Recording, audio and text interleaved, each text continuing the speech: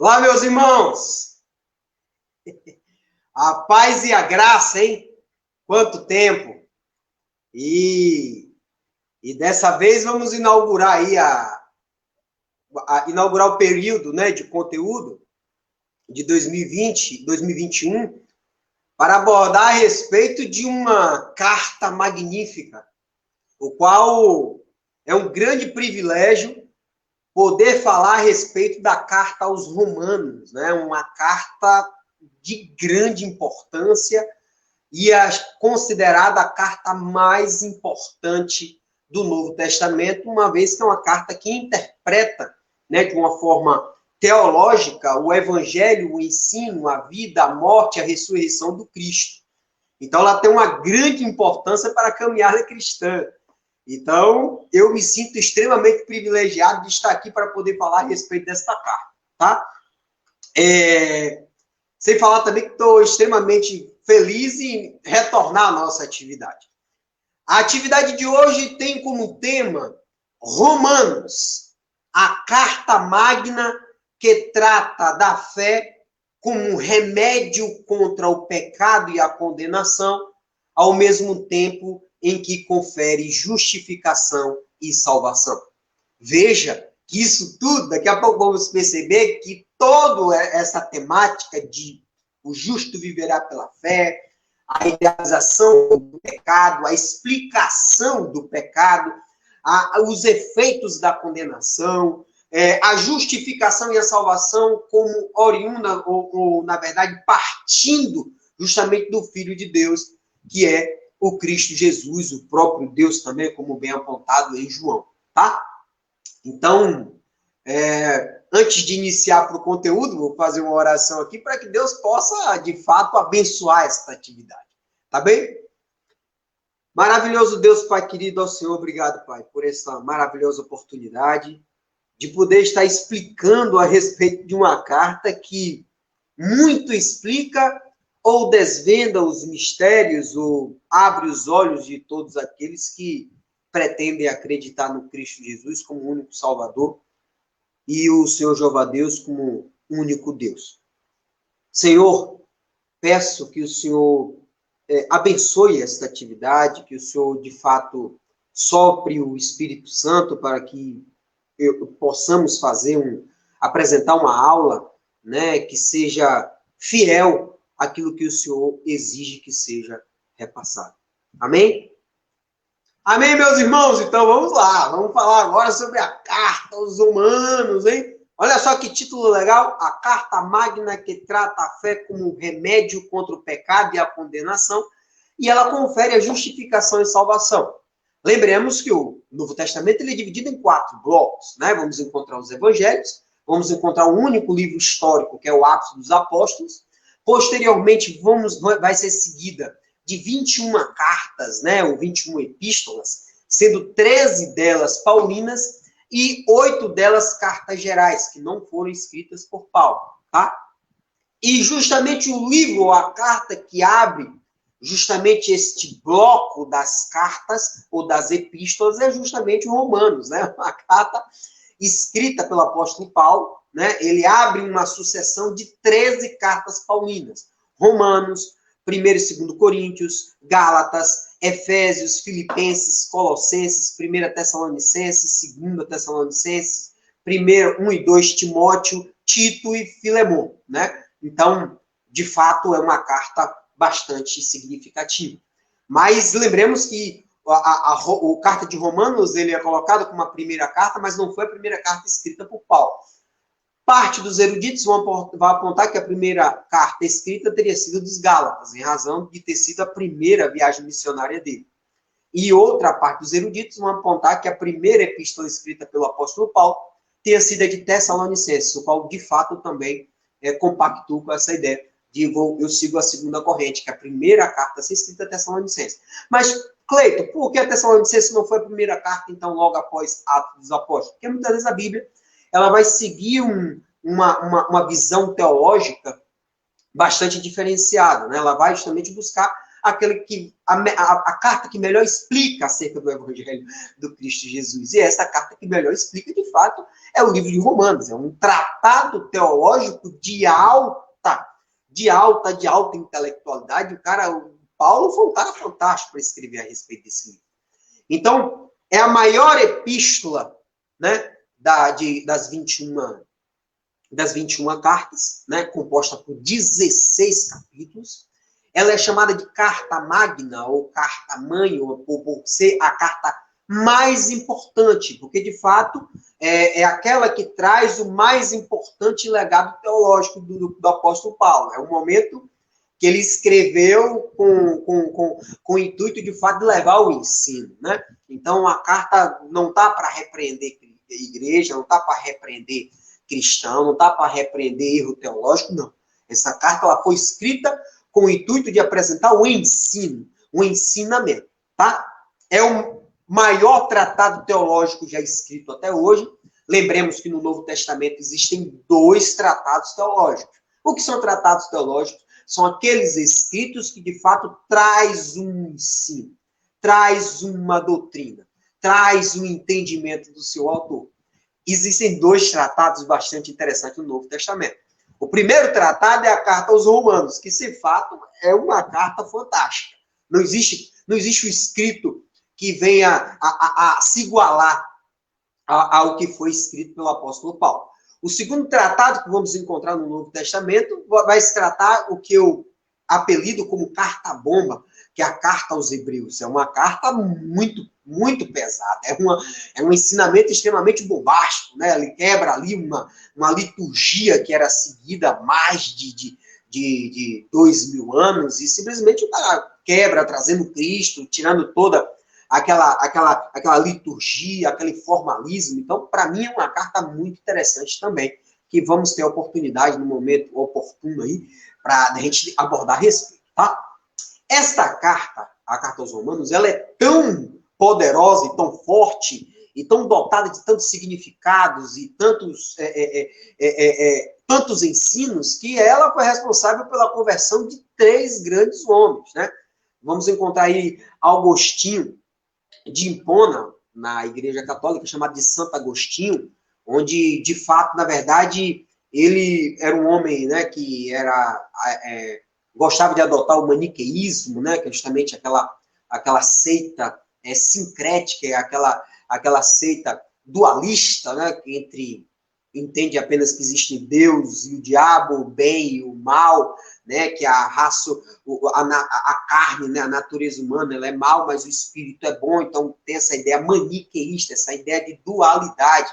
É aquele pai da igreja, né, que Santo Agostinho é lá do século IV e V, né, mais ou menos, ele de 354 a 430, era um hedonista também, era um homem que o hedonismo, na verdade, é uma cultura que vai apontar que o prazer é o dom supremo da raça humana, né? Então, você deve buscar o deleite, você deve buscar o prazer, seja o prazer sexual, seja o prazer da bebida.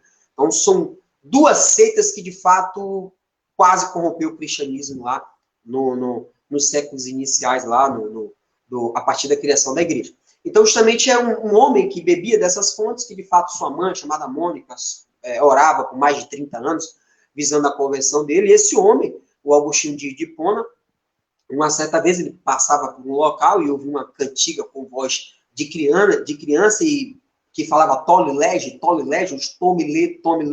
E no momento que ele pega a Bíblia, ele se depara com Romanos 13, né? E o que tem tão de importante que responsabilizou um dos maiores homens, um dos maiores eruditos, né, do cristianismo, o pai mais importante, né, da era patrística, né, dos pais da igreja? E Santo Agostinho, ele se deparou com Romanos 13, que diz assim, Romanos 13, verso 13 a 14. Vivamos decentemente como pessoas que vivem na luz do dia. Nada de farras ou bebedeiras, ele gostava, já que ele era um praticante do hedonismo. Ele gostava muito de farra, muita bebedeira, muita imoralidade, muita indecência. Era um homem que gostava de frequentar prostíbulos e tal, nem brigas, nem ciúmes. E Romanos 13, verso 14, vai dizer que nós devemos ter a qualidade que o Senhor Jesus Cristo tem. então procure satisfazer os desejos então não procure satisfazer os desejos da natureza humana. Então temos que deixar a carnalidade de lado, pecados, desejos sexuais, né, as imoralidades, e de fato você tentar ao máximo, né, você justamente, ou em sua total completude, tentar seguir os passos de Jesus Cristo, tá? Então esse homem, dado essa experiência, que ele entendeu que aquela voz, né, aquela cantiga era um sinal de Deus, e a partir dali teve a conversão de um dos maiores eruditos, né, cristãos de todos os tempos, que é chamado de Agostinho de Hipona. Essa carta também ela foi responsável também pelo movimento da reforma, uma vez que lá em Romanos 1, no verso 17, vai apontar que viverá aquele que por meio da fé é aceito por Deus, ou seja, o justo viverá pela fé, que traz, sem dúvida, a ideia primordial abacuquiana, né? A ideia do profeta Abacuque, e que é justamente Martinho Lutero, né? Quando tem aquela idealização da reforma, ele parte da ideia de Romanos, capítulo 1, verso 17, que o justo viverá pela fé. Então, veja que também a carta de Romanos foi um documento que teve grande importância na vida, né, e na conversão de dois grandes homens. E o terceiro seria justamente o John Wesley, né, o chamado de o Cavaleiro de Deus, um grande missionário, né, um teólogo arminiano, inglês, e é o precursor do movimento metodista. E esse homem, quando leu justamente os prefácios de Lutero a respeito da Carta aos Romanos, aquele homem se converteu, né? John Wesley, que de fato lá no século XVIII, né, considerado como o tição, né, tirado do fogo, que uma vez teve um incêndio na casa dele, ele foi o último a ser tirado no segundo andar, e na época ninguém conseguiu entender como foi que ele conseguiu sair daquela casa em chamas, e depois se tornou um dos maiores missionários, pregadores, né, que o mundo conheceu. E essa ideia de o tição tirado do fogo faz uma referência ao livro do profeta Zacarias, capítulo 3, verso 1 e 2. Muito interessante, tá? Inclusive, também tem uma das frases mais marcantes, né, para o cristianismo, que diz: o mundo é a minha paróquia, porque de fato era um homem que viajava bastante, era um cavaleiro de Deus, porque ele era um missionário, porque de fato ele, apenas em 50 anos, o cara andou mais de 400 mil quilômetros pregando o evangelho. Então, 3 grandes homens tiveram 3 grandes contato com a carta de Romanos, e em razão disso mudaram suas vidas. Então, veja o quão importante é esta carta, tá bem? Indo agora para o livro de Romanos, passada essa ideia que é a carta magna, passada essa ideia que é um tratado teológico, passada a ideia que é uma carta que trata acerca da doutrina do Evangelho de Cristo Jesus, e que tratado, É uma carta extremamente complexa, eu acho, muito complexa a carta de Romanos, mas, sem dúvida, traz para a gente todo esse deleite, porque na medida que você vai lendo, que você vai entendendo, de fato, você consegue perceber a genialidade do apóstolo, como também a genialidade e a maravilha e a superioridade do nosso Deus maravilhoso, que usou esse homem para escrever essa coisa maravilhosa, tá bem? E aí a pergunta vem para todos nós: qual seria o propósito da carta aos Romanos, né? Essa carta aos Romanos, de fato, primeiramente, ele tem 2 propósitos. O primeiro deles, apresentar Paulo aos romanos, porque Paulo, de fato, não conhecia a igreja de Roma, que daqui a pouco vamos tratar a respeito disso. E, a segundo momento, apresentar a mensagem do apóstolo. Simplesmente, ele apresentou as credenciais dele. Ou seja, daqui uns dias eu vou aí evangelizar vocês, e vocês, de fato, vocês já podem ter contato e conhecimento daquilo que eu já tenho, daquilo que, de fato, eu já estou preparado para defender e apresentar o evangelho. Então, ele se apresenta e apresenta a sua mensagem, o seu entendimento e justamente a sua tese. Então, muito interessante. Então, ele tem esse propósito diretamente, tá? É um tratado, de fato, organizado e bem fundamentado na fé do apóstolo Paulo. Não tem um formato típico de epístola, né?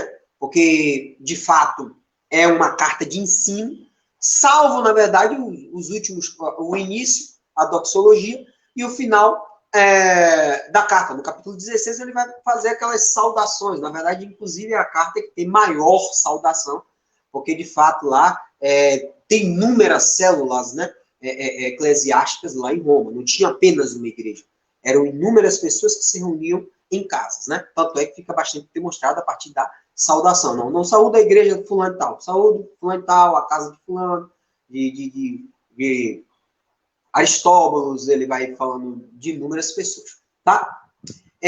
Não foi uma carta escrita para repreender uma teologia incorreta. Não foi uma carta que foi escrita para condenar uma forma profana de se viver. Não foi uma carta que foi feita para corrigir uma doutrina equivocada. Pelo contrário, ele vai apresentar a respeito do pecado, santificação, salvação, redenção. Ele vai depois apresentar. A única coisa que ele vai apontar, mais ou menos, que é para ter cuidado justamente com os falsos profetas, né? Que de fato os falsos cristãos também que estariam infiltrados, né, também na igreja deles. Então, esse cuidado, de fato, ele apresenta em diversas cartas, né? É uma carta que contém pouco material histórico. Novamente, se é uma carta que vai apresentar a respeito da doutrina do evangelho, ele não vai se preocupar muito com história. Mas aí você vai perguntar, mas Cleiton, mas ele faz muitas referências a personagens bíblicos. Claro, sim, claro que sim. Ele vai falar sobre Abraão no capítulo 4, apenas para apontar que todos aqueles que acreditam em Cristo como nosso Senhor Salvador, de fato, Deus como único Deus, ele, de fato, você é aceito pela sua fé. Isso que foi o que aconteceu com Abraão. Abraão não foi circuncidado antes de ter manifestado a sua fé. Então ele fala, Abraão somente foi aceito pela fé, uma vez que ele acreditou na promessa e na esperança apontada por Deus, e de fato cumpriu, seguiu aquilo que foi determinado. Então, segundo o entendimento de Paulo, não seria diferente para todos os demais cristãos. Porque se Abraão, que é o pai da fé, né, e ele é o pai espiritual de todos aqueles que creem em Deus, de fato, todos aqueles que tiverem fé serão aceitos por Deus. Por isso que ele vai utilizar o personagem Abraão no capítulo 4.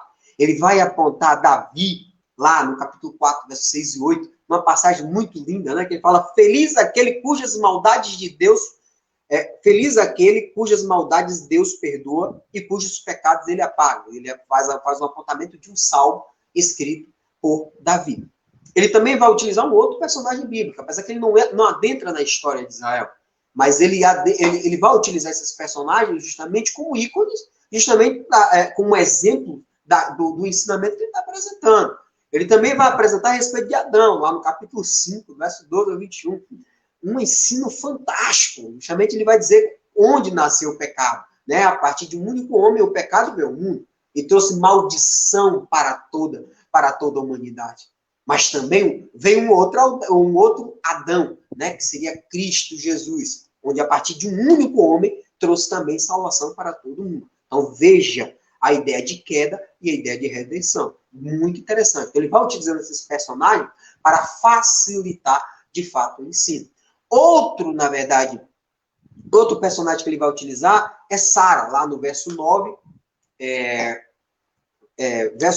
capítulo 9, verso 9. Vai utilizar também Rebeca, verso 9, capítulo 9, verso 10. Por que ele vai utilizar justamente essas duas mulheres? Que ele vai apontar, olha, Abraão, de fato, lá teve 2 filhos. Ele vai dizer, ó, não é porque você é filho de Deus, ou filho de Abraão, ou faz parte, né, da família sagrada, que de fato você tem comunhão com Deus. Ele vai dizer, ó, Abraão, a partir de Abraão, teve 2 nações. Já teve lá Isaac e teve Ismael. Então, nessa Sara Ismael já teve justamente muitos, tem uma gama de pagãos que vai junto com Ismael. Enquanto justamente Isaac, ele vai ter essa árvore do próprio Cristo. Ele vai dizer, olha, por isso que ele vai trazer o grande modelo de Rebeca. Olha só, lembra lá de Rebeca? Teve 2 filhos, Esaú e Jacó. Então, na verdade, os 2 guerrearam. E justamente Deus, desde aquele tempo, já dizia a Rebeca, olha, só o menor vai dominar o maior. E justamente o menor, de fato, foi um dos pais, né, do povo israelita, enquanto o Esaú, de fato, ele é um dos responsáveis pelo povo edomita, né, o demais povos da Arábia. Então, de fato, são pagãos. Então, ele vai dizer, não é porque você é povo de Deus que, de fato, você tem comunhão com Deus. Então, isso quer dizer o quê? A universalidade do evangelho. O evangelho era para todos, né? Vai apontar Faraó no capítulo 9, verso 17, apenas para apontar a soberania de Deus, né? Que Deus, de fato, ele chama quem quer, ele intercede na história quando quer, ele determina a conversão de quem ele quer, ele endurece o coração de quem quer que seja, apenas para apontar que Faraó, mesmo sendo um gentio, né? Deus intercedeu, endureceu o coração, que aconteceu a mesma coisa com o povo israelita, aqueles que não acreditaram no Cristo Jesus e continuam até a presente data, né? Cultuando o judaísmo, né? E condenando o cristianismo, tá? Ele vai relatar um pouco da história de Israel, no capítulo 9, verso 11, mas de uma forma bastante indireta, né? Como eu até apontei aqui. Quanto ao título e destinatário, que é o título, de fato, o nome Romanos, porque é o nome dos destinatários da carta, né? Justamente aqueles judeus, né? E aqueles convertidos que residiam na capital do Império Romano. O cara, justamente, ele já estava de olho lá na capital, porque Paulo ele tinha uma visão muito interessante. Ele ia nas principais cidades, né? Quando ele faz a primeira viagem missionária, ele passa por Panfilha, por Perge, por Antioquia da Psídia, grandes cidades, entre Licaônia, vai Listra, Icônio, Derbe. Depois que vai utilizar isso aqui, volta plantando, deixando presbíteros. Depois ele diz, opa, não vamos para a segunda viagem missionária. Quando ele tentou voltar para essa primeira corrente missionária, ele estava justamente lá em Listra, ele pensou em ir para a Ásia, né, para Éfeso. Deus não permitiu. Depois ele foi para um distrito próximo a Mícia, onde ele queria, de fato, ir para a Bitínia, que fica no norte da Galácia. Porque, de fato, toda a Galácia, ele já tinha, a região chamada Frígio-Galácia, ele já tinha, de fato, apresentado todo o evangelho. Mas aí, de fato, Deus falou, não, você vai fazer sua segunda viagem missionária. Quando ele restou impedido, o que é que ele vai? Vai para a Europa, vai para a Macedônia. Né? Então, lá na Macedônia, de fato, ele vai passar lá por Tessalônica, ele vai passar por Filipos, ele vai passar primeiro por Filipos, depois ele vai para a capital da Macedônia, que é Tessalônica, depois ele vai passar por Bereia, depois, de forma bastante genial, ele entende, eu tenho que levar o evangelho para os maiores centros.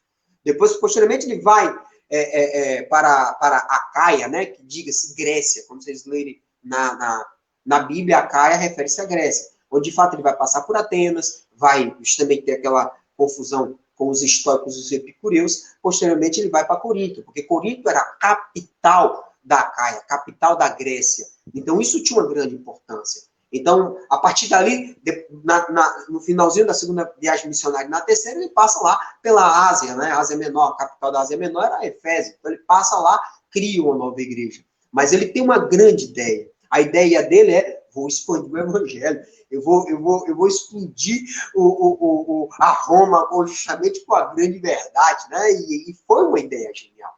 E vamos perceber daqui a pouco que a formação da igreja, ele a todo momento ele queria ir para Roma, que de fato era o local mais expoente. Era uma cidade com mais de 1 milhão de habitantes. Né? Tinha lá os seus patrícios, justamente os seus senadores, a alta corte, mas também dentro desse 1 milhão, grande parte da população era formada por escravos e também mercadores, né? Por pessoas que tinham grande circulação naquela cidade. Então ele tinha essa intenção de adentrar a cidade nesse intuito de apresentar o evangelho lá também, tá? Essa ideia dos destinatários, até pelo próprio nome Romanos, vamos encontrar no capítulo 1, verso 7, né?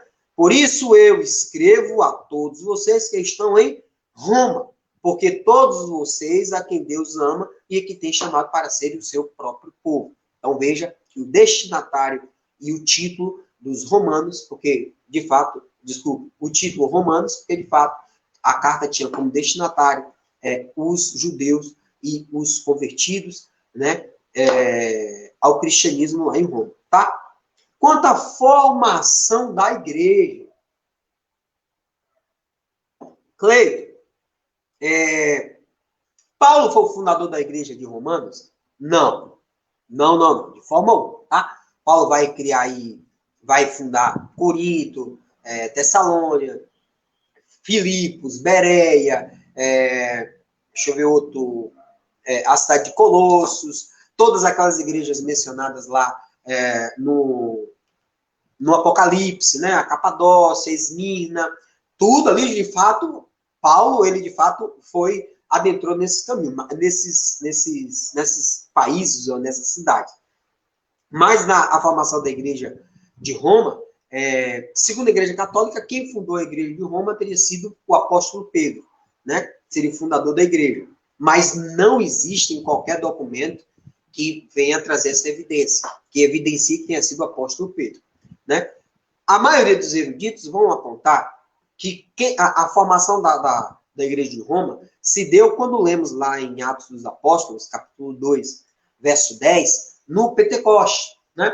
Justamente aquele período, né, que aconteceu, que quando houve a Páscoa, 40 dias Cristo peregrinou por toda a terra, depois 10 dias, porque o Pentecoste é a festa que ocorre 50 dias após a Páscoa, chamada de Festa das Colheitas. Então, provavelmente aconteceu 10 dias após da assunção de Cristo Jesus para os céus. Então, na festa do Pentecoste, de fato que todos eles estavam falando por influência do Espírito Santo, e cada um ouvia, né, na sua língua original, no Atos do Apóstolo, capítulo 2, verso 10, vai dizer que alguns daqueles judeus, chamados judeus helênicos, eles eram de Roma. Então, esses judeus, de fato, que compareceram a Jerusalém para participar da festa do Pentecoste, que voltaram para Roma, eles passaram, dado contato de forma sobrenatural, de forma magnífica, né, uma teofania lindíssima, né, e a partir dali deve ter impactado a vida daquelas pessoas. E aquelas pessoas passaram a se reunir, estudar e a professar de fato o cristianismo. Então, esta igreja foi implantada, segundo a maioria dos eruditos, de uma forma autônoma ou automática a partir daqueles judeus que tiveram contato lá no Pentecoste, tá?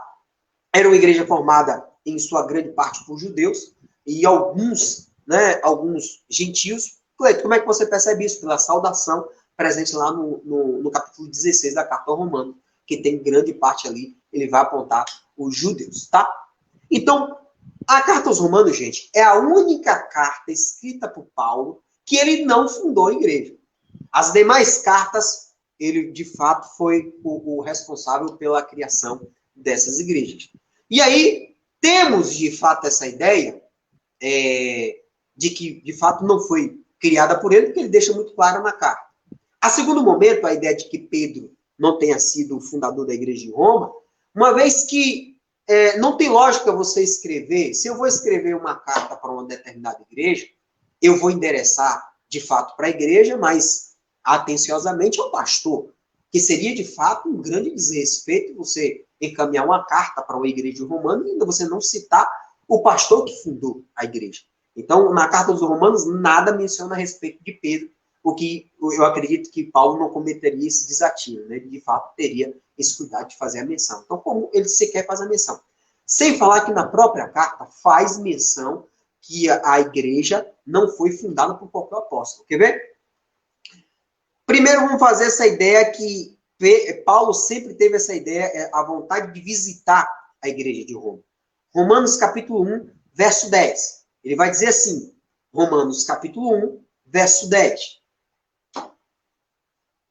Paulo diz assim, eu oro por vocês e peço a Deus que, se for da vontade dele, de Deus, faça com que agora eu possa ir visitar vocês em Roma. Ou seja, ele nunca esteve lá. Verso 11. Pois eu quero muito vê-los, a fim de repartir bênçãos espirituais, para fins de fortalecê-lo. No verso 13, ele vai apontar o porquê ele nunca compareceu em Roma. Porque ele sempre foi impedido, provavelmente impedido pelo Espírito Santo. Até porque tudo tem um momento certo, tem um tempo, né? Lembrando lá Eclesiastes capítulo 3. Ele vai dizer, Romanos 1, capítulo 13. Meus irmãos, quero que vocês saibam que muitas vezes resolvi visitá-los, mas fui impedido até agora de fazer isso, pois eu gostaria que meu trabalho produzisse resultado, como de fato está acontecendo com os outros não-judeus. Então ele sempre teve a vontade de visitar, mas era impedido. Impedido, não se sabe aqui, em razão da força do trabalho, das missões, ou porque de fato Deus disse, não, esse não é o momento de você ir para Roma, tá? Agora eu peço por gentileza que abramos nossa Bíblia em Romanos capítulo 15, que aí vamos entender exatamente o contexto dessa carta. Que ele vai dizer, Romanos 15, ele vai comprovar que Romanos não sofreu, não foi implantado por qualquer apóstolo. Romanos 15, verso 20. Que ele vai dizer, para não construir sobre alicerces colocados por outro, tenho me esforçado sempre para anunciar o evangelho nos lugares onde ainda não se falou de Cristo. Então, ou seja, nos lugares que Cristo ainda não foi apresentado por qualquer apóstolo, Paulo, de fato, tinha essa animosidade de ir lá para apresentar o evangelho. Então, isso ele deixa claro que a comunidade dos romanos não tinha sido implantada por qualquer apóstolo. Porque se tivesse sido implantada, ele respeitava a semeadura feita por aquele apóstolo. Então ele diz, ó, eu tive esse cuidado para não construir alicerces colocados por outros, ou seja, não vou apresentar o meu ensinamento onde outro já apresentou. Eu quero apresentar onde ninguém apresentou. E aí ele até brinca com Isaías 52:15. Aqueles que nunca ouviram falar a respeito dele o verão, e os que não tinham ouvido falar sobre ele o entenderão, trazendo a profecia de Isaías 52:15, justamente a respeito dele, que um dia eles não conheceram Paulo, mas um dia iria conhecer. Tá? Ele fala que muitas vezes tentou visitar no verso 22, mas não pôde ser feito. E aí no verso 23 ele deixa bastante claro. Eu já terminei o meu trabalho nessa região. Que região? Região Frígio-Galácia, primeira viagem missionária. A Macedônia, né, na segunda viagem missionária. E a Ásia Menor, justamente aquela área de Efésios. Então ele já tinha ampliado todos os seus esforços para apresentar o evangelho nas principais cidades. Então ele precisava ir para Roma. Então ele já tinha esse intento. Então Romanos capítulo 15, verso 23, eu já terminei o meu trabalho nessas regiões.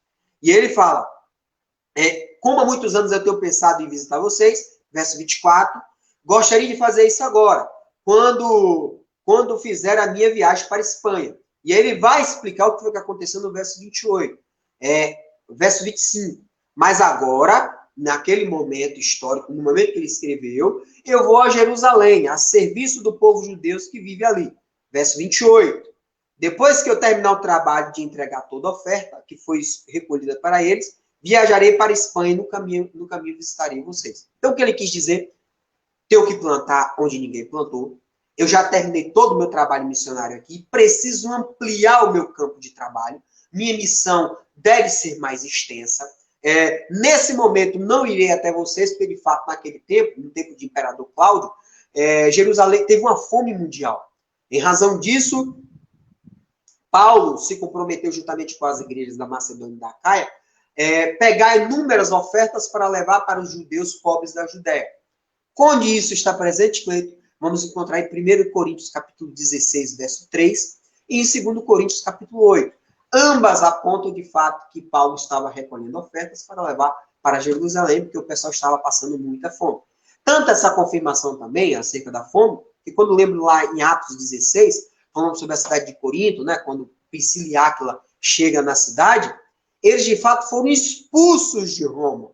Por que foram expulsos de Roma? Porque a fome estava muito grande, porque o imperador falou, opa, todo mundo para a sua cidade, bora, todo mundo para suas casas aqui, vai passar fome na cidade grande? Não. Então veja que, de fato, lá tem esse apontamento lá em Atos capítulo 16. Então, quando a fome bateu, apertou, Paulo estava nessa missão, de uma missão humanitária, de levantar justamente esse material, esse alimento para levar para a Judéia. Por isso ele não foi para Roma, mas ele disse, terminou de levar a oferta, como eu pretendo ir para a Espanha, para expansionar justamente a apresentação do Evangelho, como é caminho, né? Roma, na verdade, fica no sul, Espanha vai ficar um pouco mais no norte, então no caminho para o norte, eu passo aí para falar com vocês, tá? Então, por esse motivo, tá?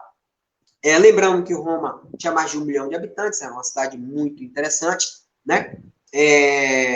Tem uma questão bastante interessante em Atos, capítulo 28, aponta que depois que Paulo ter sido preso lá em Cesareia, depois de ter aquele naufrágio em Malta, depois que chegou em Roma, depois de 3 dias, né, o imperador permitiu que ele ficasse, né, sobre uma liberdade assistida, né? Ele era liberado da prisão, mas ele tinha que ficar na companhia de um soldado. E disse 3 dias depois que ele chegou em Roma, ele se reuniu com todos os líderes judeus. E aí você vai encontrar em Atos capítulo 28, lá a partir do verso 16 ao 22, que os judeus falam, rapaz, não conhecemos você. Não conhecemos vocês, não recebemos nenhuma carta de referência falando mal de vocês lá da Judéia. E aí você vai me perguntar, mas Cleito, como é que ele mandou a carta? E ele também não é conhecido quando chega lá em Atos 28. Porque, novamente, Roma era uma cidade muito grande, mais de 1 milhão de habitantes. O evangelho não tinha sido difundido de uma forma tão generalizada. Então, de fato, isso somente iria acontecer a partir da segunda prisão dele, a partir da chegada dele lá em Atos 28, onde ele vai passar a residir na cidade e passa a ensinar o evangelho para todos os romanos, né? E aí, de fato, o evangelho passa a ter um novo papel, né? Um novo modelo, uma nova abrangência, acaba, né, atendendo inúmeros corações naquele momento. Por isso que em Atos 28 vai dizer que os líderes judeus não conheciam ele, sendo que ele mandou uma carta fantástica como essa, né? Então, provavelmente, a carta ainda estava naquele movimento de passar de um local para o outro, né? Porque, normalmente, essas cartas são chamadas de cartas circulares. Qual é o tema da carta? Você tem que ler Romanos sob uma perspectiva muito clara. O tema da carta é a justiça pela fé. O justo viverá pela fé. Diga-se, o maior baluarte, o símbolo da reforma protestante é a justiça pela fé. Na verdade, é uma ideia do profeta que eu mais gosto, né, no Antigo Testamento. É uma ideia abacuquiana, né, lá no capítulo 2. Onde vamos encontrar isso? Romanos capítulo 1, verso 16 e 17. Onde é que diz que o tema da carta, o assunto da epístola, o que ele vai alavancar é a fé. Que ele vai dizer, não, você precisa aceitar Jesus Cristo como seu Senhor Salvador e Deus como seu único Deus. Já está, na verdade, dentro da chamada eleição, né? Então, você, de fato, você já pode aqui conhecer e praticar as ações, né, exigidas por um cristão. E o que Romanos 1, capítulo 16, 17 nos ensina? Olha só o que ele diz. Eu não me envergonho do evangelho, pois ele é o poder de Deus para salvar todos os que creem. Primeiro judeus e também os não judeus. Verso 17. Pois o evangelho mostra como é que Deus nos aceita e por meio do quê? Da fé. Do começo ao fim. Como diz as escrituras sagradas, diga-se Abacuque, capítulo 2, viverá aquele que, por meio da fé, é aceito por Deus. Né? Então, lembremos aí que o tema da carta de Romanos é a justiça pela fé. Tá? A autoria, fica até bastante claro, né, que a autoria de quem seja. Né?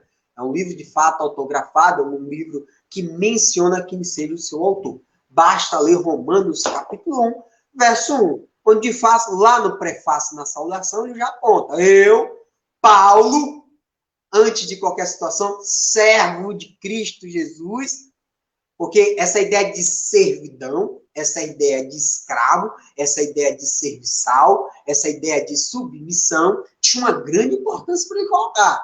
Por quê? Porque, de fato, ele vai escrever aos romanos.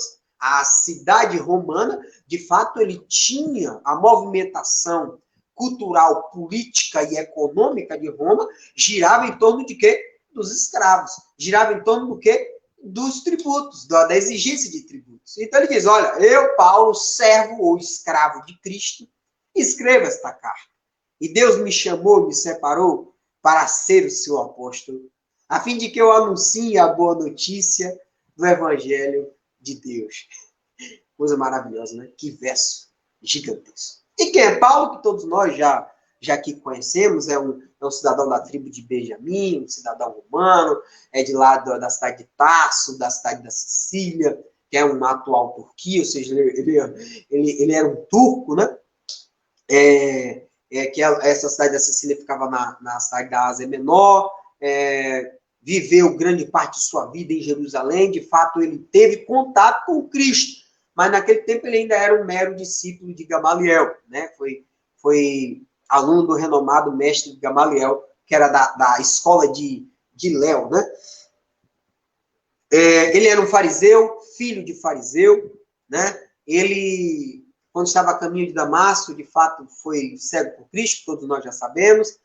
Depois, na cidade onde ele iria assassinar e cometer inúmeras maldades, foi levado e lá teve a misericórdia praticada por Ananias, por ordem de Jesus Cristo.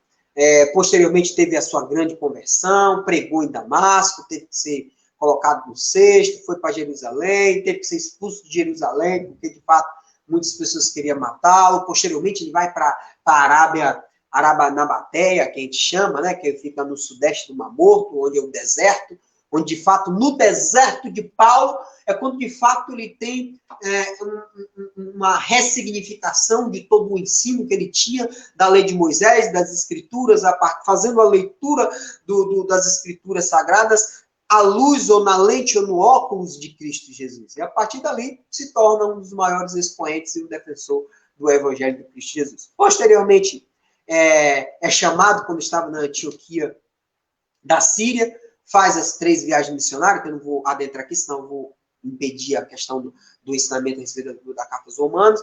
Posteriormente, quando ele termina as 3 viagens missionárias, sabe da fome, reúne a oferta, leva para Jerusalém. Quando chega em Jerusalém, é falsamente acusado de que tinha inserido um gentil, né, na Câmara Sagrada, porque quando se fala no templo, tem o santo, lugar santo, e o santo dos santos, onde é o Santíssimo, né, o lugar santíssimo, onde ficava justamente a Arca da Aliança, o candelabro e outros utensílios, de fato, onde só pode ter acesso ao sumo sacerdote, e aí acusam Trófimo de ter adentrado determinado local por ordem de Paulo, aí justamente ele é pego, é espancado, fica preso 2 anos na cidade de Cesareia. Depois ele conversa com 2 governadores romanos, com Festo, com Félix e Festus. Depois fala com o rei Agripa. Posteriormente vai para ter um náufrago, né? Sofre um náufrago, quando posteriormente chega em Roma. Esse é o grande homem. Quando chega em Roma, é bom ler o Atos do Apóstolo, capítulo 22, o último verso, onde vai dizer, a partir dali,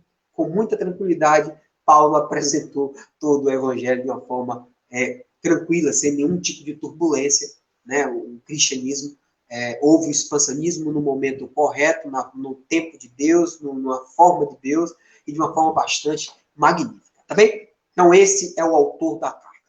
Principais personagens, vamos encontrar 3. Quem são os principais personagens? Primeiro deles, apóstolo Paulo, que eu já fiz aqui já um histórico a respeito da vida desse cidadão, que é um apóstolo, né?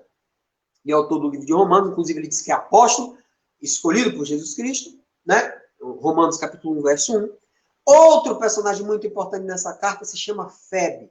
Quem é Febe? Febe, de fato, é a pessoa que, como Paulo não pôde ir para Roma, que nós sabemos que ele só foi para Roma depois que ele foi para Jerusalém, foi preso, espancado, teve um náufrago, depois lá em Atos 28. Então, nesse percurso, ele teve que ter todo isso. Antes desse percurso, ele encaminha a carta a uma diaconisa, né, chamada Febe.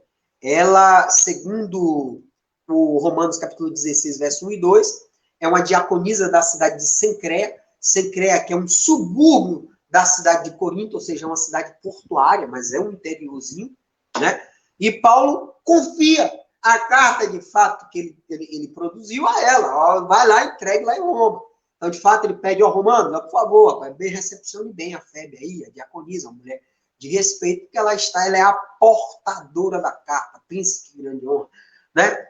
Outro personagem interessante, além de Paulo e Febe, temos Tércio. Porque o que vocês têm que entender, o livro de Romanos foi produzido por Paulo, mas Paulo não escreveu. Quem escreveu o livro de Romanos foi um cidadão chamado Tércio, né? Segundo Romanos, capítulo 16, verso 22. Então, inclusive, eu fico a pensar, porque uma coisa é você defender as suas ideias pela palavra falada, outra coisa é você escrever o que você pensa pela palavra escrita. Quando você escreve, é muito melhor. De fato, você tem mais cuidado. Mas esse homem produziu essa grandiosa carta narrando. Ele simplesmente foi ditando. Imagine o poder da oratória que esse homem tinha. Ele era um profundo conhecedor daquele que ele estava apresentando. Ele ia ditando enquanto o Tércio escrevia. Então, Paulo escreveu a carta romana. Foi uma carta escrita por Tércio, ditada por Paulo e levada por Febe. Então, você deve ter essas 3 ideias. Porque vamos encontrar em Romanos 1, o autor da carta, Em Romanos 16, verso 1 e 2, a portadora da carta Febe. Em Romanos 16, verso 22, vamos encontrar aquele que escreveu, que teve incumbido de escrever. Pense, uma coisa magnífica. Escreveu um tratado teológico, quer dizer, produziu um tratado teológico apenas com palavras, não escrita, né? Então, uma coisa muito fantástica, né? Comprova que o cara era genial mesmo, estava movido pelo Espírito Santo. Datação, Cleiton, já que Paulo nunca tinha ido em Roma, foi Febe que levou e escreveu para o Técio. Mas quando foi que isso aconteceu? Os eruditos passam a apontar que essa carta ela foi escrita por volta de 57 depois de Cristo.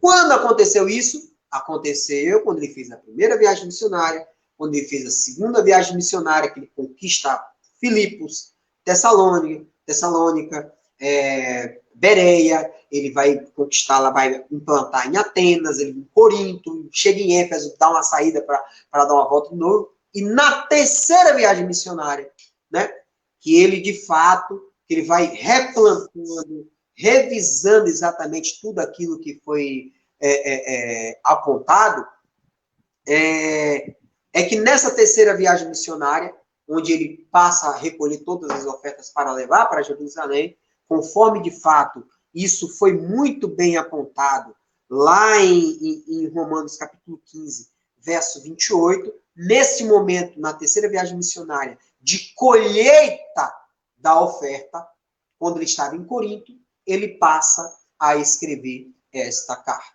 Mas, Cleiton, isso tem evidência diretamente no texto? Não, apenas aponta que não estava lá para pegar a oferta. Mas tem alguns indicativos, né? Em Romanos, capítulo 16, ele vai fazer o apontamento a 3 pessoas que moravam em Corinto. Primeiro, Febe, que nós já mencionamos aqui, que é a portadora da carta. Depois ele vai apontar a respeito de Erasto. Erasto esse que morava em Corinto, era tesoureiro da cidade de Corinto. E ele também vai mencionar a respeito de Gaio. Ele vai mencionar a respeito de Gaio, de Erasto, o tesoureiro da cidade de Corinto. Em Romanos capítulo 16, verso 23, Febe, em 16, verso 1, e Gaio, em Romanos capítulo 16, verso 23. Esse Gaio, inclusive, é um cara muito conhecido na história de Paulo. Esse Gaio aí, de fato, ele vai dizer em Romanos 16, verso 23, que Gaio era o seu hospedeiro, ou seja, então ele morava em Corinto na casa de Gaio. Esse Gaio, lá, quando lemos lá em Atos dos Apóstolos, capítulo 19, aquela história da cidade de Corinto, onde Paulo, de fato, a partir do evangelho, as pessoas começam a queimar livro, começam, de fato, a se converter. Lembra lá que o Ourives, chamado Demétrios, vai lá e pega 2 macedônios. Ô, rapaz, quem são esses caras que ele pega? Ele vai pegar Gaio e Aristarcos, né? E vai levar para o meio da multidão. E ali, aquela agonia toda, pensando que ia matar Gaio, e tudo complicado. Então, um cara extremamente conhecido. Gaio também é mencionado na primeira carta aos Coríntios, capítulo 1, verso 14, porque Paulo diz, rapaz, eu nem batizei vocês aí de Coríntios, eu só batizei 2 pessoas, Crispo e Gaio. Então, Gaio é um cara extremamente conhecido na história missionária de Paulo, porque morava em Corinto, foi um dos 2, né, uma das 2 pessoas que foi batizado pelo apóstolo Paulo, e, de fato, ele hospedava o apóstolo em sua casa. Cleiton, versículo-chave, Romanos, capítulo 5, verso 1 e verso 2, tá? Por gentileza, abram a Bíblia de vocês, tá? Romanos, capítulo 5, verso 1 e 2. E o que é o versículo-chave desse livro? Porque se você internalizar o versículo-chave, fica muito mais fácil você entender os demais ensinamentos. Quer dizer, olha o que ele faz.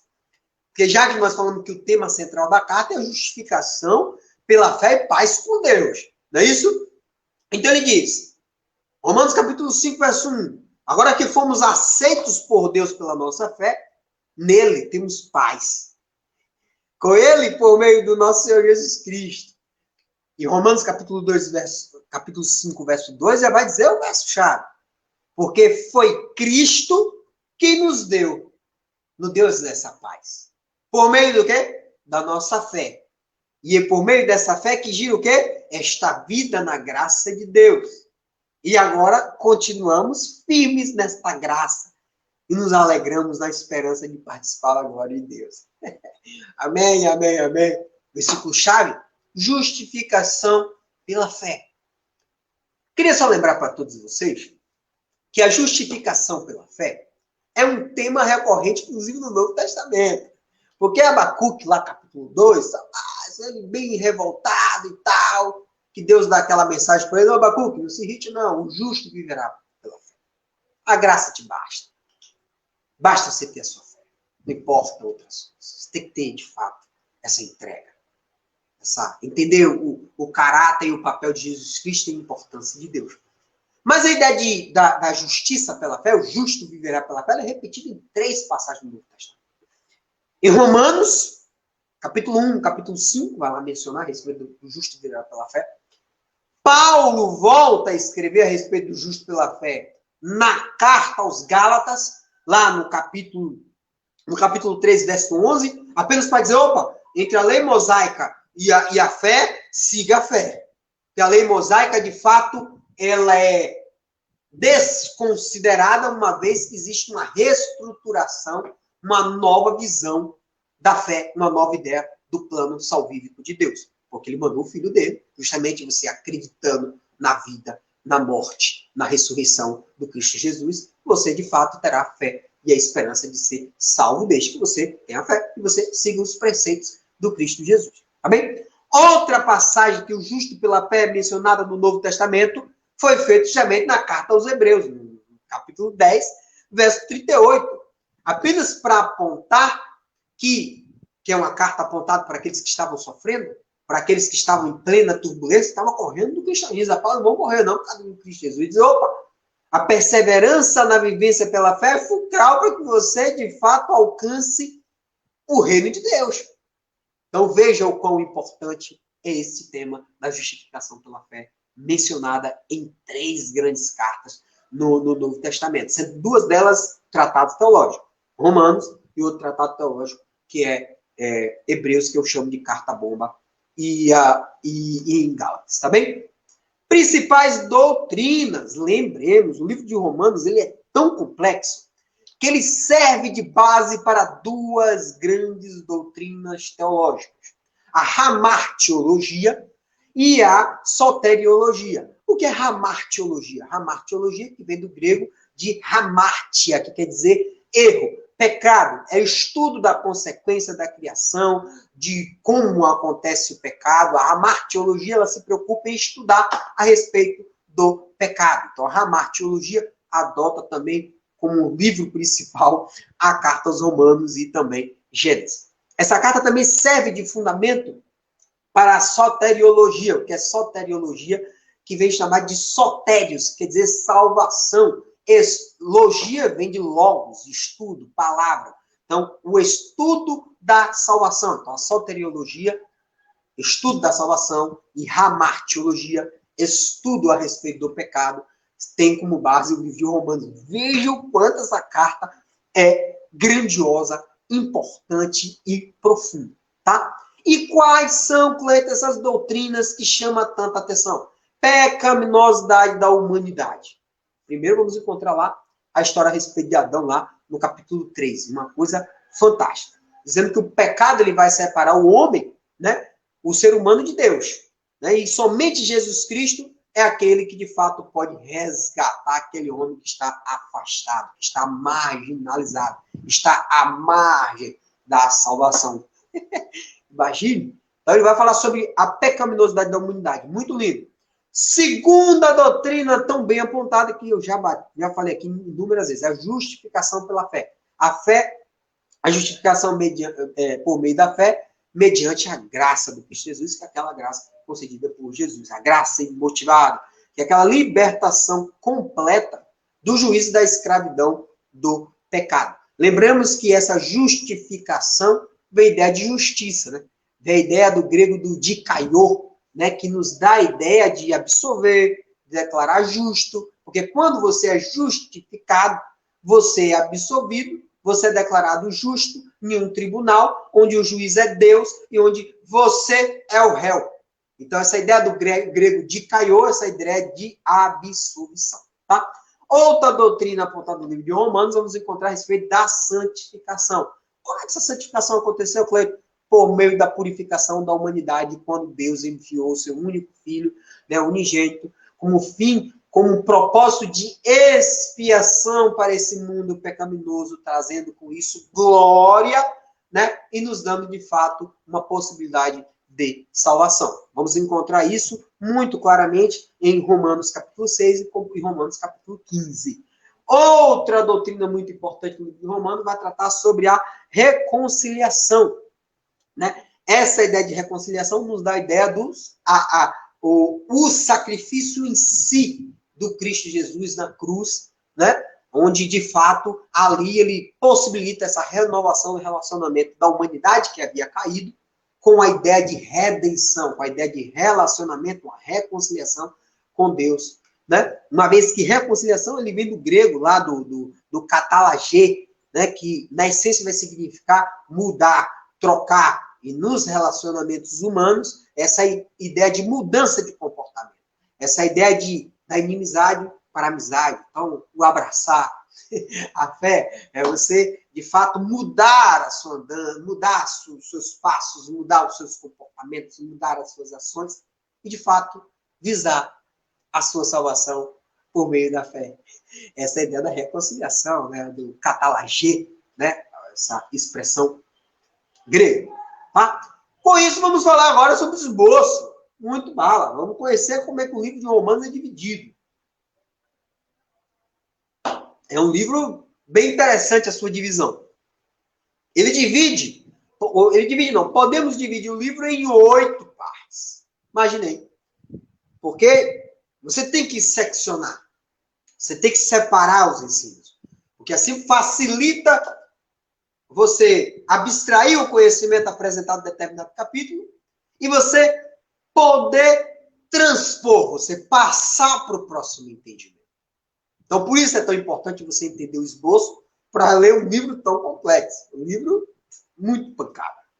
8 partes. Primeira parte, saudação e introdução. Vai estar no capítulo 1. Sou apóstolo, sou servo de Cristo. Essa ideia de servo traz um significado monstruoso para uma sociedade que, de fato, se movimenta economicamente pela parte mais fraca, pelo subjugado, pelo pobre, pelo miserável, pelo vassalo, né? Pelo aquele sujeito que sequer tem direitos, que era tratado como mercadoria.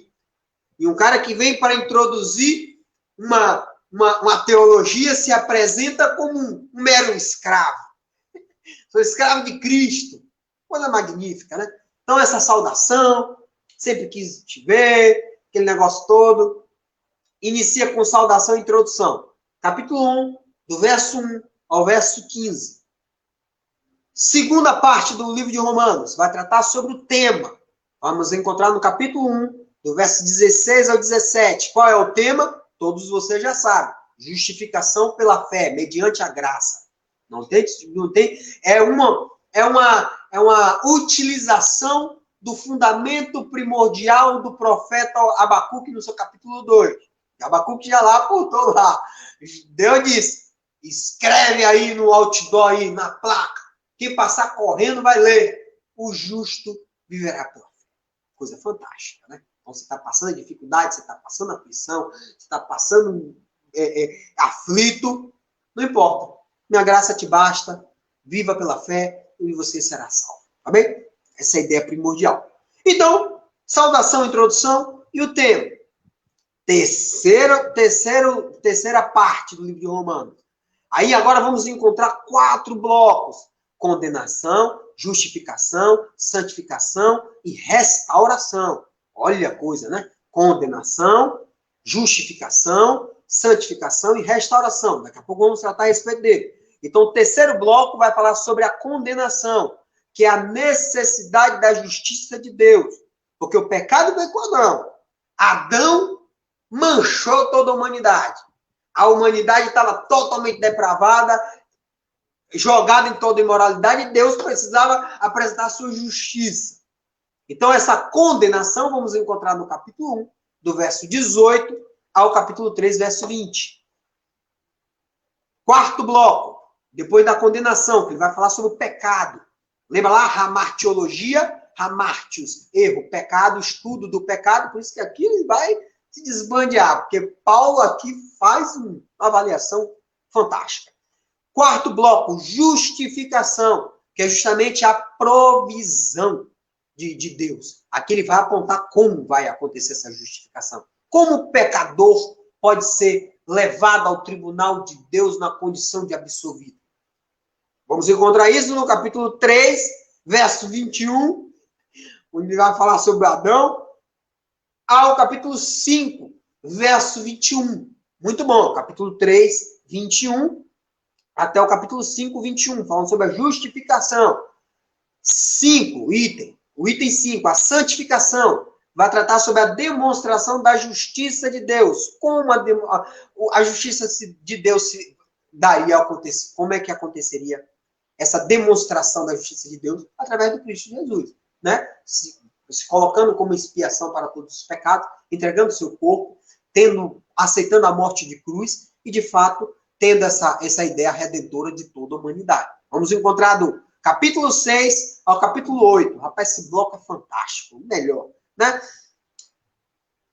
A sexta parte vai tratar sobre a restauração. Porque se você entender que houve condenação, você entender que você busca a justificação, você alcançando a santificação, de fato você tem a restauração, que é justamente essa sexta parte que vai tratar sobre a recepção da justiça de Deus, que é quando você confessa, quando você professa Jesus Cristo como seu único Salvador e Deus como único Deus. Vamos encontrar do capítulo 9 ao capítulo 11, onde ele, de fato, ele vai tratar sobre a restauração do povo de Deus, que, de fato, o povo tinha decaído. Então, ele diz, opa, pai, você tem condições de ter restauração, porque vocês conhecem, de fato, a palavra de Deus, e tem plenas condições de ser restaurado.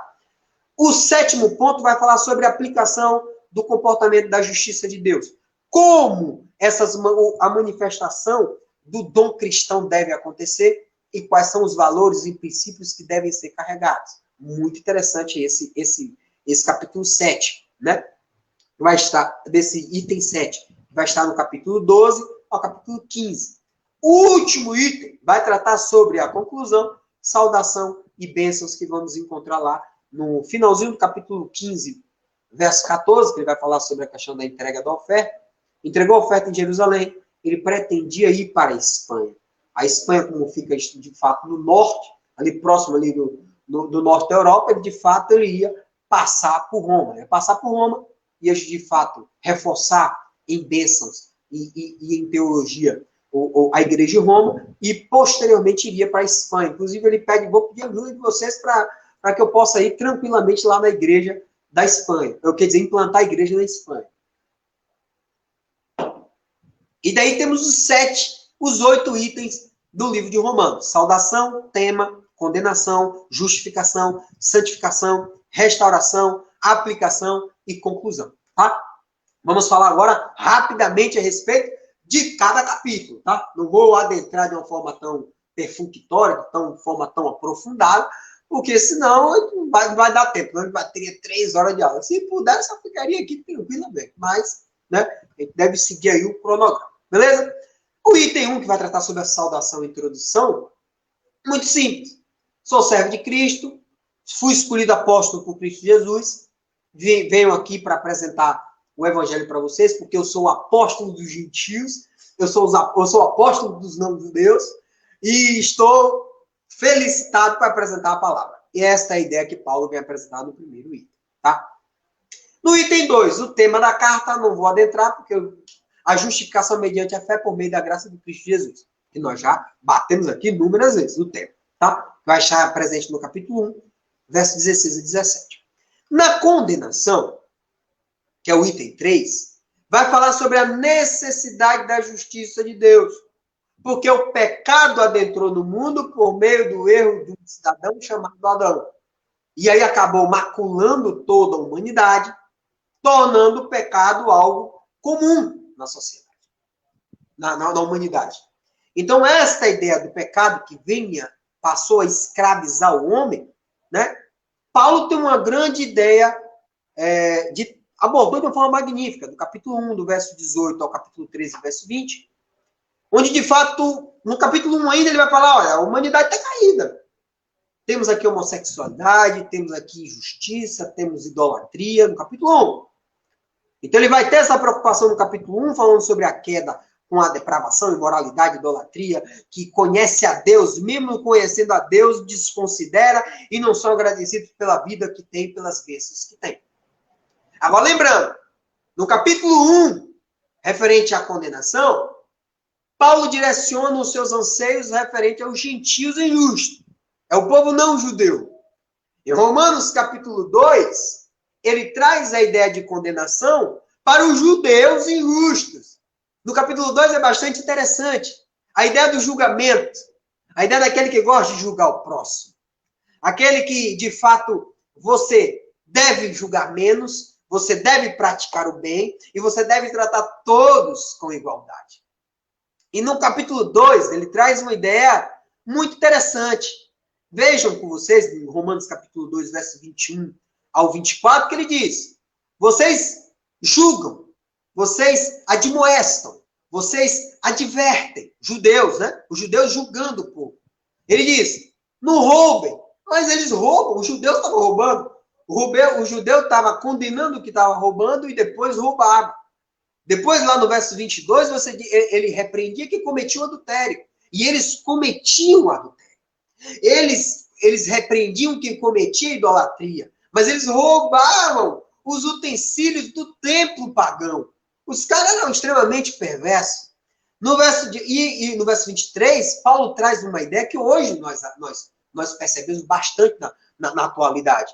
Porque essas pessoas que eles desvirtuam o evangelho, essas pessoas que desvirtuam a palavra de Deus, passam, de fato, a possibilitar aqueles que não fazem parte da comunidade cristã criticar Deus em razão do comportamento desses falsos judeus, ou desses falsos cristãos, ou desses falsos mestres. Porque eles utilizam a palavra de Deus para deturpar, para roubar, né, para explorar o povo. E Paulo deixa bastante claro lá no Romanos capítulo 2, verso 24. Os não-judeus falam mal de Deus por causa de vocês, os judeus. Né? E no verso 29 ele acaba com a questão Romanos capítulo 2, verso 29, ele acaba com a questão da circuncisão. Ele diz, ó, o verdadeiro judeu não é o que tem as marcas da circuncisão, né? Que é justamente o corte no prepúcio da genitália masculina, ou seja, no pênis do homem, né? Corta só a pelezinha. Ele diz, o mais importante, o verdadeiro convertido, é o que tem o coração circuncidado. É o que leva a palavra de Deus como prática, como fé cristã, ou como uma fé, e como prática. Você tem que justamente praticar aquilo. Você não deve só apenas utilizar com a grande hipocrisia. E é bastante interessante. Meu irmão, não julgue, não. Não julgue. Porque cada um dará conta a Deus na medida lá da sua culpabilidade, ou na medida da sua santidade. Então, vá tomar conta de sua vida e deixe de repreender um que está cometendo ele e você está cometendo, né? Romanos capítulo 2 basicamente fala isso. Em Romanos capítulo... quando ele vai falar ainda sobre a condenação, depois que ele fala dos não gentios, dos gentios, depois que ele fala dos judeus, ele vai falar sobre a humanidade injusta. E ele vai falar isso no capítulo 3, do verso 9 ao verso 20. Onde ele vai dizer que todos os homens estão debaixo do pecado. Todos os homens estão debaixo do pecado. Em Romanos capítulo 3, no verso 10, ele faz uma afirmativa em forma genial. Como diz as escrituras sagradas, não há uma só pessoa que faça o que é certo. Todos têm a propensão humana para cometer o pecado. Inclusive, esta ideia de Romanos capítulo 3, verso 10, ele, na verdade, faz uma menção a Salmo 53, verso 1, e Salmo 14, verso 1, onde, de fato, ele fundamenta a ideia daquele que não acredita em Deus, né? Porque ele diz, ó, como é que Deus é bom? Como é que Deus faz justiça? Se todo mundo comete e ninguém, não tem um que faça o bem. Isso está nos Salmos lá, Salmos 14 e Salmos 53. Então, Paulo traz esse aprendizado para apontar. E no verso 20 ele diz, para apontar a respeito da queda, a respeito da condenação, e a respeito da presença do pecado na vida humana, ele aponta em Romanos capítulo 2, verso 20. Pois ninguém é aceito por Deus por fazer o que a lei manda, porque a lei faz com que pessoas saibam que são pecadores. Então, essa ideia de pecado, ele agora traz a ideia da função da lei. Porque a lei diz, não mate, porque uma outra pessoa já matou. Porque, de fato, ele aponta que ali é uma raiz, é uma ideia do pecado. Então, não cometa. Porque, de fato, se você cometer algo que alguém já cometeu, porque, de fato, você somente vai realizar, apresentar uma lei daquilo que foi um fato corriqueiro, que tem seus efeitos a fim de ser criado na legislação para evitar novas ocorrências de crime, né? Então, de fato, até no caso de matar, tínhamos aí, que Caim matou Abel, por exemplo. Então, já tinha acontecido o fato da humanidade, então a lei traz para você a ideia que o mal existe. Não furte, porque alguém já furtou, e alguém furtou é algo ruim, traz efeito negativo. Não adultere, não, de fato, não mate. Então, essa é a ideia. A função da lei, de fato, você não passa a ser aceito por Deus que você segue. Porque ela faz com que você saiba apenas que você é pecador. Porque quem vai apontar acerca da aceitação de Deus é a justiça pela fé. Tá? E daqui a pouco ele vai apontar acerca do quarto item do livro de Romanos, que vai tratar sobre a justificação. Vai falar sobre a provisão da justiça de Deus. Vai estar no capítulo 3, verso 21, ao capítulo 5, no verso 21. Onde na justificação, que aqui eu já até apontei a respeito da palavra grega dikaiô, que traz dessa ideia, né, de justificação, de absolvição, de você ser levado para um tribunal santo, onde Deus é o juiz, e ali você é acusado, e a partir da acusação, por meio dos pecados praticados, você tem um advogado que vai interceder por você, vai retirar esses pecados, está tornando você um juiz. Isso Paulo deixa bastante claro no capítulo 13 ao capítulo 5. Porque aqui ele vai apresentar a respeito do quê? Da boa nova. Aqui ele vai trazer que a salvação está à disposição de todos, né? E nessa ideia de justificação, ele vai apontar qual é a fonte da justiça. Justificação pela fé. No capítulo 3, verso 21 ao 31. Né? Ainda em tese de justificação, no capítulo 4 de Romanos, já que a gente falou de 1, 2 e 3, 1, a queda, 2, julgamento, 3, falando sobre a ideia da queda por meio da introdução do pecado.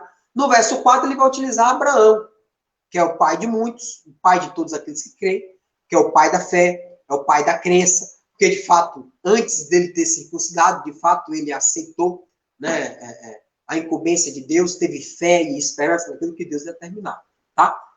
No capítulo 4, então, ele vai utilizar Abraão como exemplo. No capítulo 5, ele vai falar sobre as bênçãos da justiça.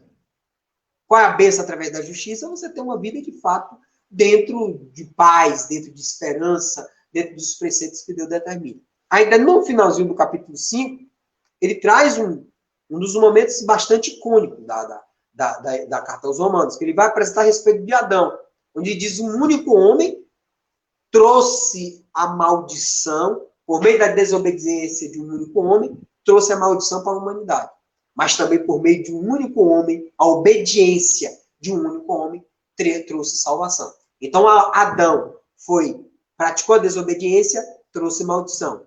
Cristo praticou a obediência, trouxe salvação. Então, ele divide a humanidade em dois momentos, em dois homens. Adão, símbolo da desobediência e da queda e da maldição, e Cristo Jesus, como símbolo da obediência, símbolo da salvação, e de fato é todo aquele que nós devemos seguir. Tá? Esse é o resumo do capítulo 5. No capítulo 6, ele já não vai falar mais sobre justificação, nem pecado. Ele vai falar sobre a santificação. E como é que essa santificação vai se dar? Por meio da demonstração da justiça de Deus. Então ele vai dizer lá, no capítulo 6, que o homem foi liberto do poder do pecado, né? Só vocês lerem Romanos capítulo 6, verso 22. Mas agora vocês foram libertos do pecado e vocês agora são escravos de Deus, como eu. Verso 23. Pois o salário do pecado é a morte, mas o presente gratuito de Deus é a vida eterna. Então a santificação se deu essa. Vamos matar o pecado e vamos vivenciar a sua fé. Vamos avivar a sua fé para que você, de fato, experimente, né, essa liberdade, essa verdadeira escravidão que traz paz, que traz vida, que traz felicidade. Né? Ainda em sede de santificação, no capítulo 7, que para mim é o capítulo mais complexo da Bíblia, e para mim é o melhor capítulo de toda a Bíblia, porque de fato é uma coisa magnífica, lá ele vai falar sobre a questão do domínio da lei. A lei nós aqui já apontamos, a lei não vai salvar, não vai trazer você à aproximação de Deus, ela somente vai te lembrar que você é um pecador. Tá. E a ideia do capítulo 7, que é um capítulo extremamente, quem me livrará do corpo desta morte, e aquela ideia toda do mal que quero fazer, eu não faço, e aquela ideia, e quando quero fazer o bom, eu só consigo fazer o que é mal, porque a sua natureza humana, ela está arraigada com o pecado, ela está propensa a cometer justamente algo de errado. Ele vai apontar acerca desse domínio da lei. E vai fazer um apontamento da lei, e essa ideia de se libertar do pecado e casar com a santificação. Ele vai comparar a lei a um casamento. Onde ele vai dizer, ó, se você está casado você está casado, você não pode contrair novo casamento enquanto o seu cônjuge não morrer. Né? Porque senão você estaria incorrendo no pecado.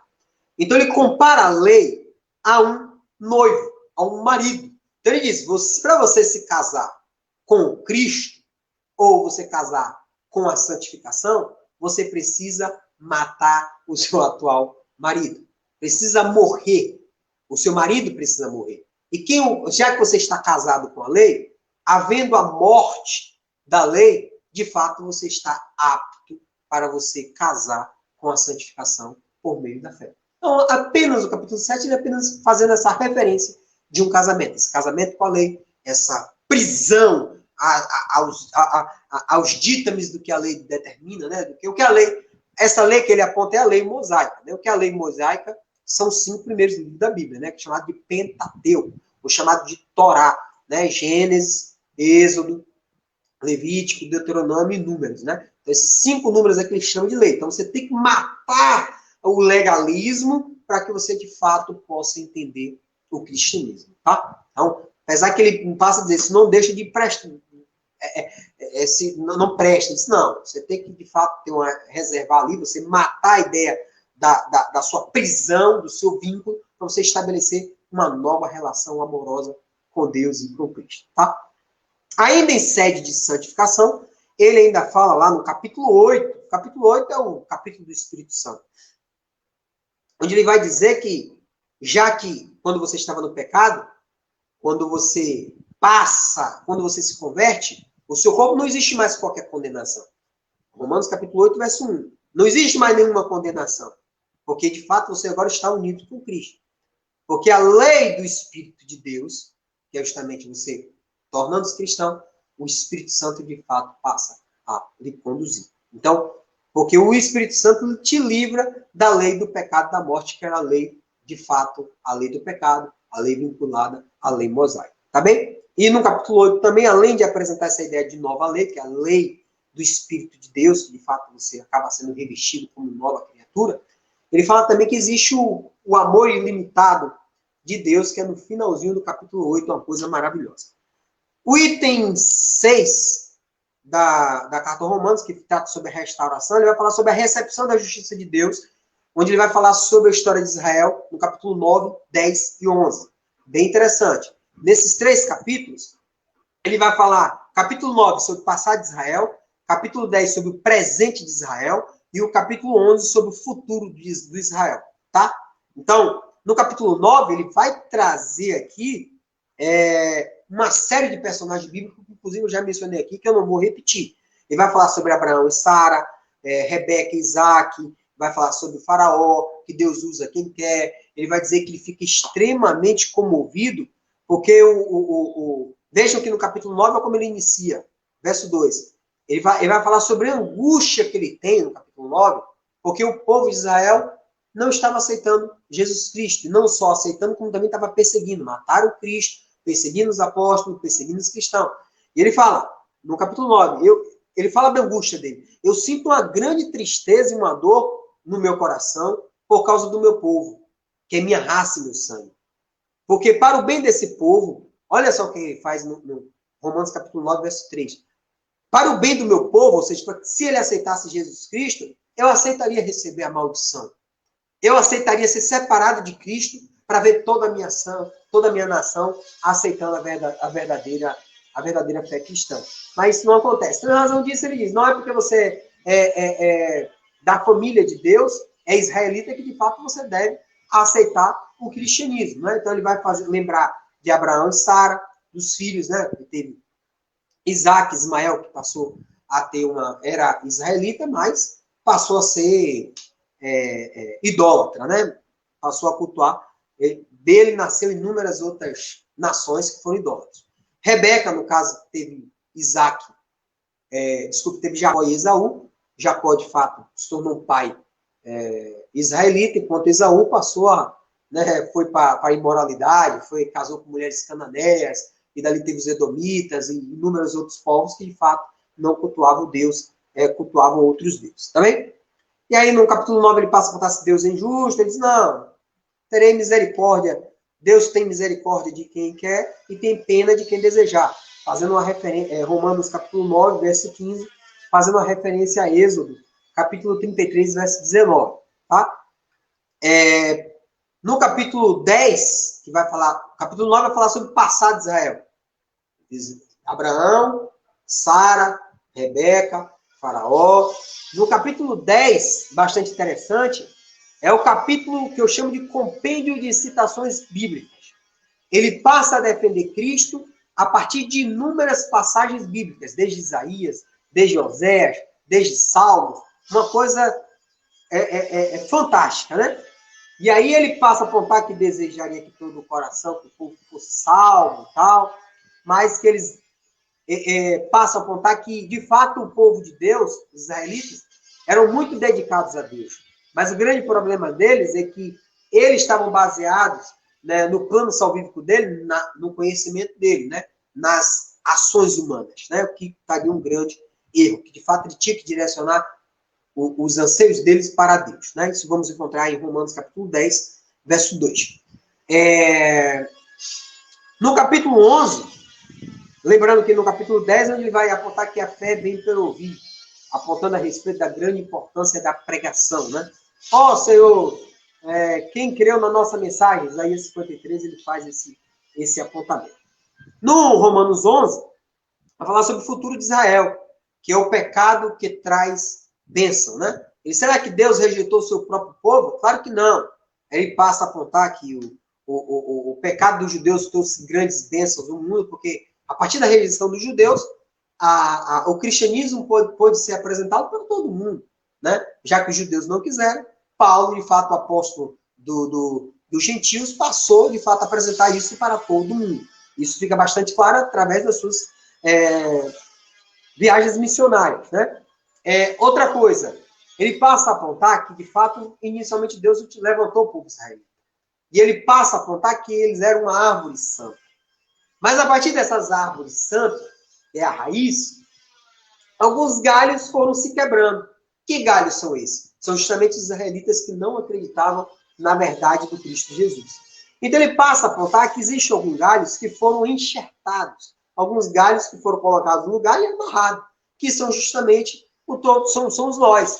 São chamados de zambujeiros ou de oliveiras bravas, que não é o oliveira original, que a oliveira original é o povo de Israel. Mas se o povo de Israel começou a desacreditar no plano salvífico de Deus e na função do Messias, esses galhos começaram a ser retirados, porque de fato eles não estavam acreditando. E nós, né, que somos gentios e de fato acreditamos, fomos inseridos nesta árvore santa. Então é bastante interessante, porque eu convido a leitura em Romanos, capítulo 11, verso 16 em diante. Muito interessante. No item 7, para a gente finalizar a aula, tem o 7, tem o 8, mas o 7 é mais tranquilo. Vamos encontrar aqui a aplicação do comportamento cristão acerca da justiça de Deus. Que vai do capítulo 12 ao capítulo 15. No capítulo 12, Paulo faz uma das exortações bastante interessantes a respeito dos dons espirituais.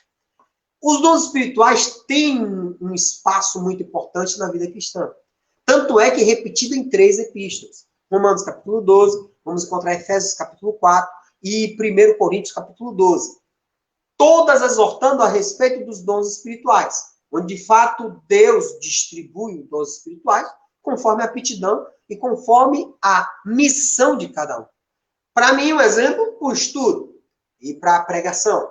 Para outro, o ministério pastoral. Para outro, o ministério de louvor. Para Romanos 12, traz um dom espiritual bastante interessante, de animar o cristão. Encontramos aí na nossa igreja inúmeros animadores, né, da fé cristã. Vamos lá, vamos conseguir. Vamos... Eu acho isso fantástico. Quando eu leio, eu vejo, automaticamente eu lembro de Romanos capítulo 12. Então, nem todo mundo deve profetizar, nem todo mundo foi chamado para evangelizar, nem todo mundo foi chamado para ensinar, nem todo mundo foi chamado para diácono.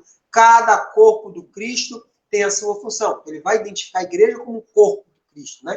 Onde o corpo é formado cabeça, mão, pé, braço, tronco. Se você tirar o tronco, a cabeça não tem validade, mas se você tirar a cabeça, também o corpo não tem validade. Então, existe uma unificação. E o que unifica esse corpo, justamente, é o Cristo Jesus. Tá? Então, no capítulo 12 vai tratar sobre os dons espirituais. No finalzinho do capítulo 12, vai falar sobre os princípios cristãos, falar sobre o amor verdadeiro, ajudar os necessitados, perdoar os inimigos, uma coisa bastante interessante. Inclusive, no finalzinho do capítulo 12, ele utiliza uma passagem de Provérbios, capítulo 25, verso 21, é aquela que diz, se o teu amigo tiver fome, dá de comer, se ele tiver sede, dê de beber. Ele para por aí, mas o Romano é interessante. Fazendo isso, você amontoará brasas de fogo sobre a cabeça dele, apenas para apontar que quando você serve o seu inimigo, você causa nele remorso e vergonha. Muito interessante lá em capítulo 12.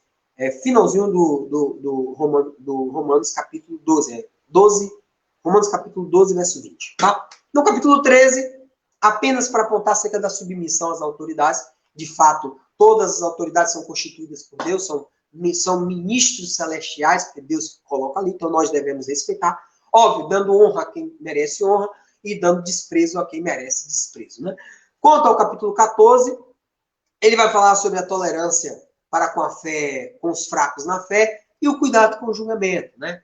Porque eu como apenas frutas, porque você só come verduras, porque você tem abstinência sexual, você condenar. Não, meus irmãos, para com isso. Cada um de nós vamos prestar contas de si mesmo a Deus. Então, se o meu irmão, que é adventista, ele guarda o sábado, e para ele é uma forma de santificação, vamos respeitar, vamos permitir que essas pessoas, de fato, ele exerçam sua fé como melhor entende, desde que ali está havendo edificação para ele, e que, de fato, ele está tendo uma conexão com Deus, permita, isso não cai para nós. Eu tenho abstinência de comer porco, eu não... eu guardo o meu sábado, eu guardo o meu domingo, eu não faço sexo uma vez, um mês no ano. Se você entende que sua purificação, seu contato com Deus, a sua espiritualidade aumenta, cabe a você exatamente lá seguir a sua determinação. Isso é o que determina Romanos 14, não sou eu, né? Ele vai dizer lá, pois o reino de Deus não é uma questão de comida ou de bebida, ou de costumes, mas de viver corretamente, em paz e com a alegria que o Espírito Santo dá. Se você tem paz, se você tem alegria, você está seguindo lá os seus rudimentos, suas práticas, suas doutrinas, sua formalidade, e você se sente bem, vai lá e faça, não tem problema nenhum, não. Pode deixar de comer, pode deixar de beber, não tem problema nenhum, tá? No capítulo 15, o que é que exatamente ele faz? Ele vai dizer que Cristo dá uma ideia de abnegação, ou seja, de negação de determinadas condutas, e que você deve aceitar o outro, todos são juntos. Ele aponta acerca da união, da unidade da igreja para fortalecimento da palavra de Deus. Depois ele vai falar que ele foi chamado para o apostolado dos gentios e também o propósito de Paulo. Olha, estou mandando aqui, sempre quis ir, não pude, fui impedido por Deus, tenho que mandar oferta para Jerusalém, quando terminar vou para a Espanha, no meio do caminho passo em Roma para fortalecer a bênção de vocês e a gente ter uma base doutrinária bastante interessante. Por fim, vamos encontrar no capítulo 16, o último capítulo para finalizar essa aula, até porque eu estendi meia hora de minha aula, é a maior saudação de todas as epístolas, né? Ele, de forma inovadora, cumprimenta inúmeras mulheres aqui. Maria, Febe, a mãe de inúmeras pessoas, então ele tem um cuidado de contemplar essas pessoas no ministério do Cristo. Aí quem vai falar sobre a portadora da carta, que é Febe, uma diaconisa de Cencréa, uma cidade no subúrbio de Corinto. Vamos falar sobre Técio, que Paulo ditou, ele escreveu. tem uma passagem bastante interessante, que ele manda a saudação para a igreja que se reunia na casa de Priscila e Áquila, né? Bastante interessante, comprovando que uma dessas unidades da igreja de Roma ficava na casa de Priscila e Áquila. Lembremos, em Atos dos Apóstolos, capítulo 16, Priscila e Áquila chegam em Corinto porque foram expulsos pelo imperador Cláudio de Roma. Por que Cláudio expulsou Priscila e Áquila? Era somente ele? Não. Todos os judeus, por exemplo, africano, nigeriano, outro cara da Frígio Galácia, de Licaônia, todo mundo do Império Romano foi disperso, cada um para sua casa. Porque se tinha fome, como é que você vai deixar uma multidão de pessoas lá passando fome? Então a ideia do imperador foi, volte lá para sua região, você passe lá, vá tentar sobreviver lá em sua região.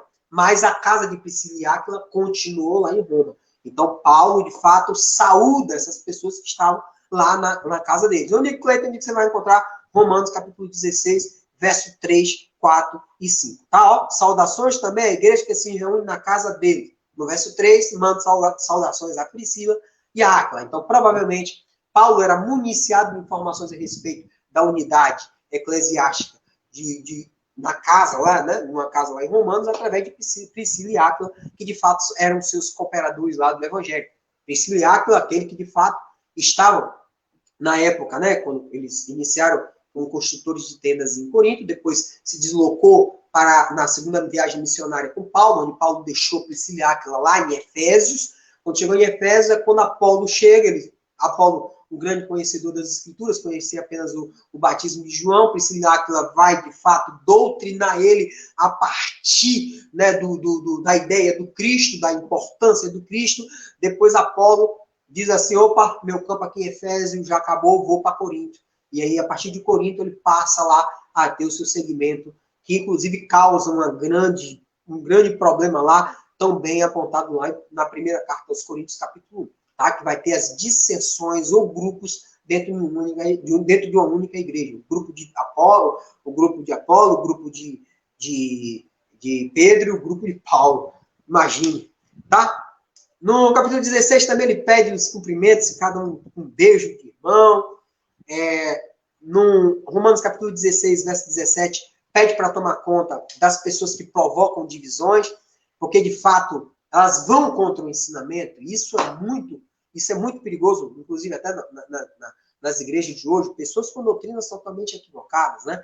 E essas pessoas, esses mau caráter, esses hipócritas, né?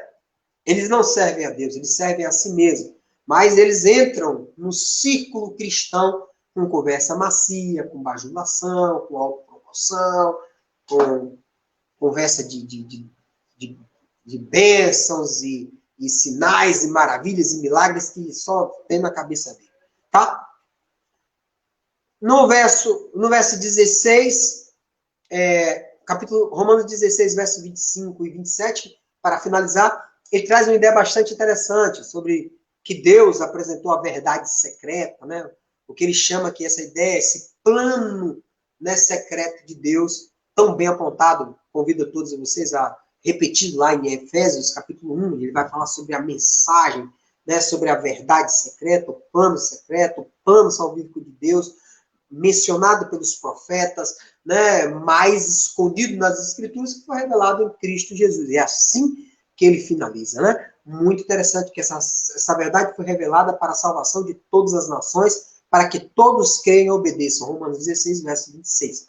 E aí, ao final, ao Deus único e sábio seja dada toda a glória para sempre, por meio de Cristo Jesus. Amém. Tá bem? Assim, encerro a exposição a respeito do livro de Romanos. Tá? Hoje nós não teremos a